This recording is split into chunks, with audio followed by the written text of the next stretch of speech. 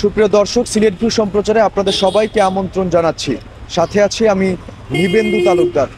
TikTok যে সিলেট সহ পুরো দেশের জন্য একটি মারাত্মক ব্যাধিতে পরিণত হয়েছে তার প্রমাণ মিলল সিলেটের এয়ারপোর্ট এলাকায় টিকটক করতে বাধা দেওয়ার জেরে এক পুলিশ সদস্যকেই মারধর করেছে টিকটকাররা। সিলেটের এয়ারপোর্ট এলাকায় টিকটক ভিডিও বানাতে বাধা দেওয়ায় এক পুলিশ সদস্যকে মারধরের ঘটনা ঘটেছে। আহত পুলিশ সদস্যের নাম নয়ন চন্দ্র পোদ্দার। শুক্রবার সন্ধ্যার দিকে সিলেট ওসমানী আন্তর্জাতিক বিমানবন্দরে এই ঘটনাটি ঘটে। এই ঘটনায় আহত পুলিশ সদস্য নয়ন চন্দ্র পোদ্দার বাদী হয়ে এয়ারপোর্ট থানায় মামলা দায়ের করলে রাতেই 4 যুবককে আটক করে পুলিশ। আটককৃতরা হলেন জগন্নাথপুর উপজেলার গড়গড়ি এলাকার সরোজ আলীর ছেলে জুয়েল ও জুমেল এবং বিশ্বনাথ উপজেলার শালিয়া গ্রামের সুন্দর আলীর ছেলে আফজাল।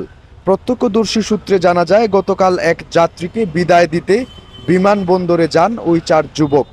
যাত্রীকে বিদায় দেওয়ার পর বিমানবন্দর এলাকায় টিকটক ভিডিও বানাতে শুরু করেন তারা।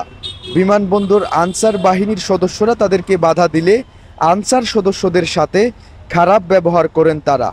পরে পুলিশ সদস্য নয়নচন্দ্র পোদ্দার সেখানে গেলে কথা কাটাকাটির এক পর্যায়ে তাকে মারধর করেন ওই টিকটকাররা। এ ব্যাপারে সিলেট এয়ারপোর্ট থানার ওসি মঈনুদ্দিন শিপন সিলেট ভিউকে জানান, এই ঘটনায় রাতে আহত পুলিশ সদস্য বাদী হয়ে মামলা করলে রাতেই 4 যুবককে আটক করা হয়েছে। তাদেরকে আজ আদালতে প্রেরণ করা হয়েছে এবং আহত ওই পুলিশ সদস্য চিকিৎসা নিয়েছেন।